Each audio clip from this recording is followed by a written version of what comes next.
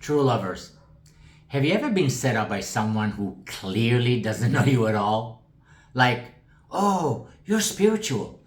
I know a guy or a girl who once saged his apartment after a breakup. He's perfect for you.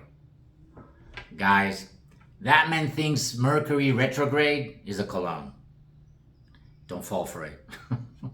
Hi, I'm Haim with V11 Media. And today we'll chat about the juncture between the wisdom of the Tao Te Ching and your love life. I'm passionate about helping true lovers like you align with deep spiritual truth while navigating the very human world of dating apps, awkward conversations, and second guessing that, hey, text. So I have been admittedly through 3 failed marriages, 3 divorces. It doesn't get a whole lot uglier than that. And no, I'm not a Hollywood celebrity where you would expect that from him, but it still happened. If you ask me, that was my karma. That is my karma. To learn those lessons the hard way. Kabbalah would call it my tikkun, my correction. And Kabbalah would say that you can't control your life. You can't control the people in your life. You pretty much cannot control anything in your life. There's only one thing you have a control over and a responsibility over.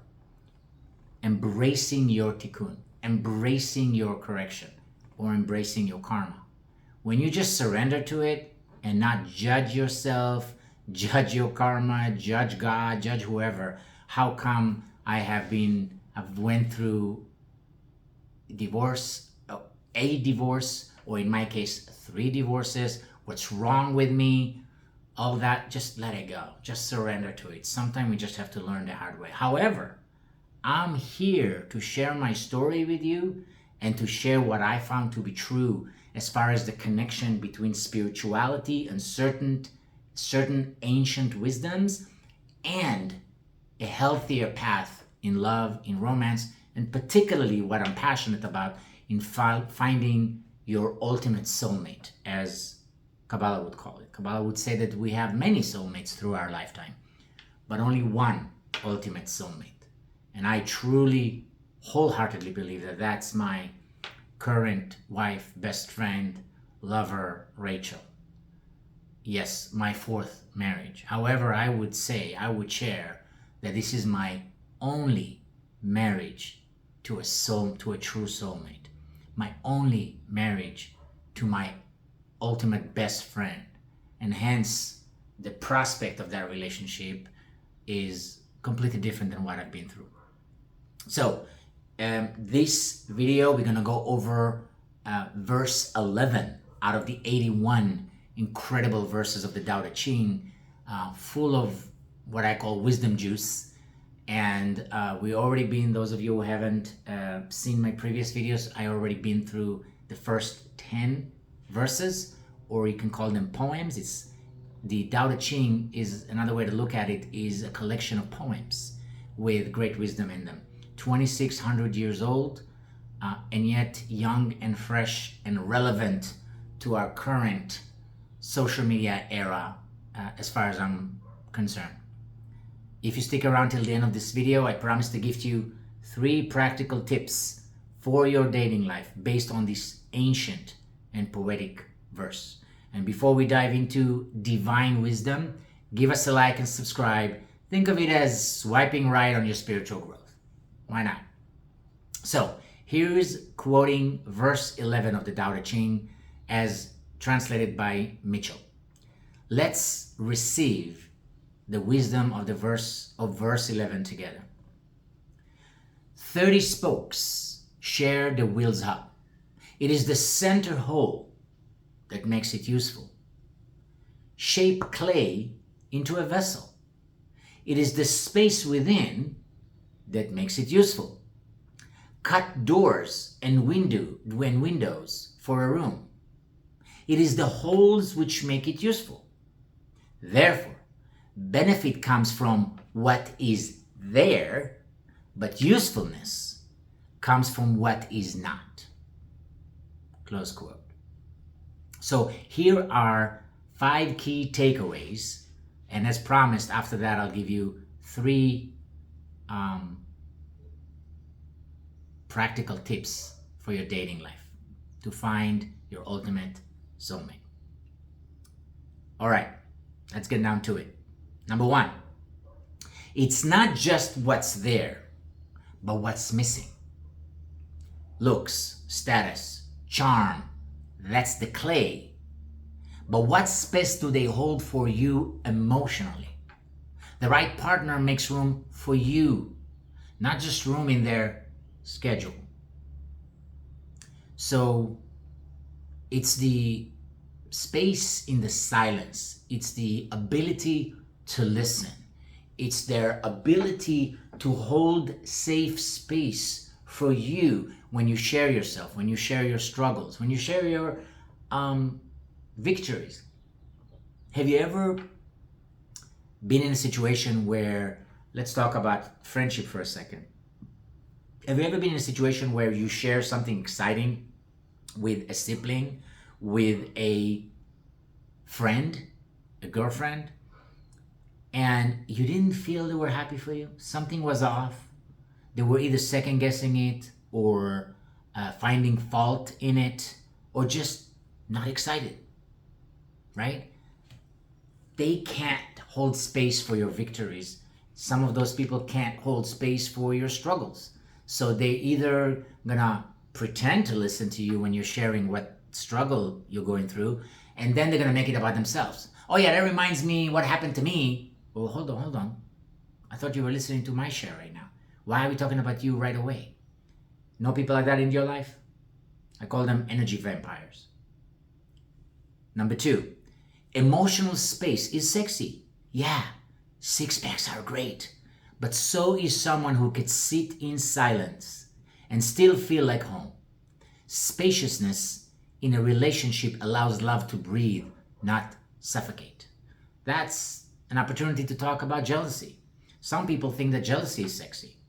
Some people think, oh yeah, he's so jealous for me. He saw me looking at this guy. She saw me looking at this girl in a restaurant.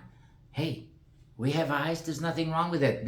Beyond, as long as it's not gawking, as long as you're not weird about it, as long as you're not giving them true reason to be jealous. But if you're faithful and you're just looking around, what's wrong with that? That's insane jealousy that sometimes we see in certain partners or potential partners. I heard a long time ago that people who want to be with you want you to love them. There's just one little issue with that to some of them.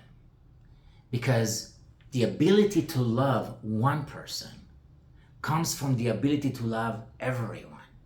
Now, I am not talking about not being faithful. I am not talking about, God forbid, cheating and making it okay. That's not even close to what I'm talking about. I'm talking about if we're in a restaurant and I gave the waitress a compliment. Oh my God, I love your earrings. I'm telling you, my wife, my best friend, my beloved Rachel, she's just not going to be jealous. She knows that my ability to love her, to show her love, to compliment her for her beauty or whatever, comes from my ability to love the whole world. Again, within reason, as in assuming faithfulness. So careful with people who smother you or are jealous or location tag you, where you go, where you've been, what's going on, how come I haven't heard from you for 20 minutes. Pay attention to that. Number 3, don't fill every gap. You're not dating to complete someone or be completed. Look for someone who celebrates the empty moments with you. Silence at dinner shouldn't feel like a failure. It should feel like peace. And that goes to us. That goes to you as well. Are you able to be with stillness? Do you meditate as a regular thing in your life? Are you okay with not telling a joke every 10 seconds? I have a buddy who is a jokester. Right? Hey, I consider myself a jokester too. But I learned over time as I was doing my shadow work, as I was doing my light work, as I was doing introspective self-development work, that sometimes the mechanism of humor could be an overkill. Do you have people in your life that, maybe it's you, that every time somebody's trying to start a serious conversation, they have to throw a joke? I know people like that. I used to be like that. I used to be the class clown when I was in elementary and junior high. And then I realized I don't want to, that's not the impression I want to give back then to, girls I wanted to maybe to befriend or to get their attention. Do I really want to get their attention through just being a clown? I don't know about that. And I know adults that are still like that. Time to move beyond that. Nothing wrong with humor. I'm huge on that. I love a comedy line any time of the day, any time of the week. But it's also okay to be quiet. It's also okay to the two of you reading together. And I'm not talking about both of you being on social media. I got a problem with that. But hey, that's part of our society sometimes. Let's not overdo it. But let's say you both grab the book and you're sitting on the beach or by a lake or on the lawn and just reading, or in your living room. What's wrong with that? That's wonderful quality time together, right? So the ability not to fill every gap. Number 4, utility over flash. A fancy exterior doesn't make a vessel useful. It's the empty space inside. Translation: that emotionally unavailable artist might be intriguing, but can they actually show up when you need them? Do you have friends or dated people that when you need them the most, they're not available? Like, hey, I'm actually moving next weekend. Any chance you could help out? And I know you have a truck. And they're like, oh, I'm so sorry, but I got something. All right, stuff happens. Then next time they want to move, they expect you to be there. This lack of reciprocity. Are they available when you need them? Are they available to listen? Do they always make everything about them versus being with your needs? 5, the invisible matters most. Just like the Tao itself, what makes love last isn't always visible. Integrity, presence, softness, these don't scream on a dating profile, but they whisper in all the right ways. And you know what? It's not that hard to track. It's not that hard to trace when you're starting to get to know someone. Or we could also talk about long-time friendship that you start doubting whether those people have integrity. Do you have integrity? If not, that's okay. You can work on that. I used to be the kind of guy who shows up late everywhere or doesn't show up to a wedding when I said I'm going to be there. Decades ago, that's how I used to be. And then I realized the impact that it has on people in my life. And I realized I don't want to be that person because I know how it felt when they did it to me. Now, going back to dating, first date, my last ex, who happens to be the mother of my child, first date with her, years ago. We set a time, it happens to be Sunday night. I'm waiting, 10 minutes go by, 20 minutes go by, 30 minutes go by. I'm basically about to give up, about to send her a text, hey, forget it, never mind. And she shows up last minute, didn't give me a notice, didn't anything. Instead of proper apology, which I would give these days, if I'm late, stuff happens, right? She gives me an excuse, traffic, what have you. Turns out that person, once we got together, we became a serious couple, was late almost every single, I don't even have to use the word almost. She was late and still is to quite an extent, late everywhere. It's just a thing with some people. Now, what does that mean that they're late everywhere? Disrespect for your time, thinking that they're more important than others, the lack of ability to clean up when you messed up, not letting you know when they know for sure they're about to be late. You don't know that you're late 5 minutes after you're late. You know that you're late half an hour, thanks to the GPS apps, that you're going to be late. Why can't you let me know in advance so I can reconfigure my time, what I'm doing with my time while I'm waiting for you? Maybe we need to reschedule.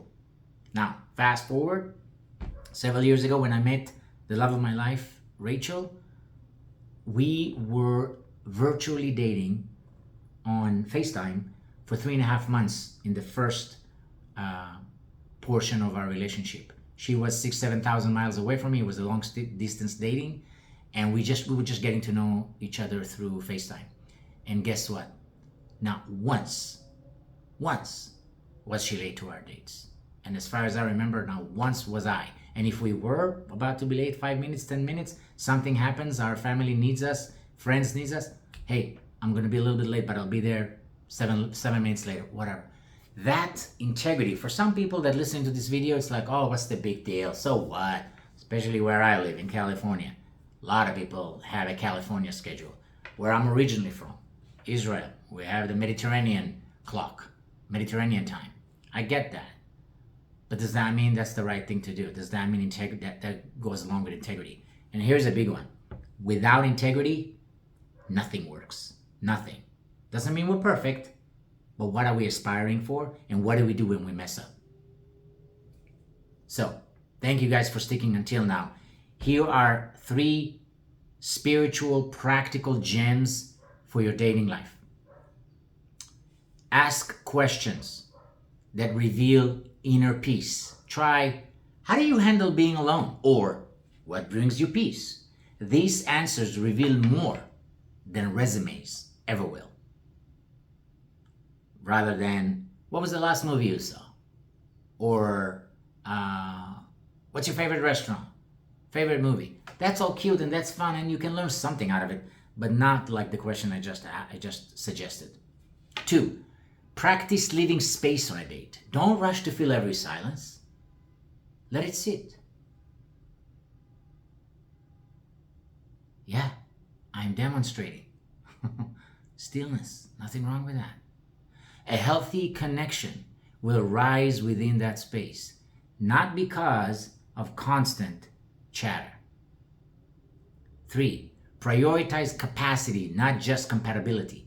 Compatibility is matching Spotify playlists. Capacity is, can these persons hold me when I'm a beautiful crying mess in a bathrobe?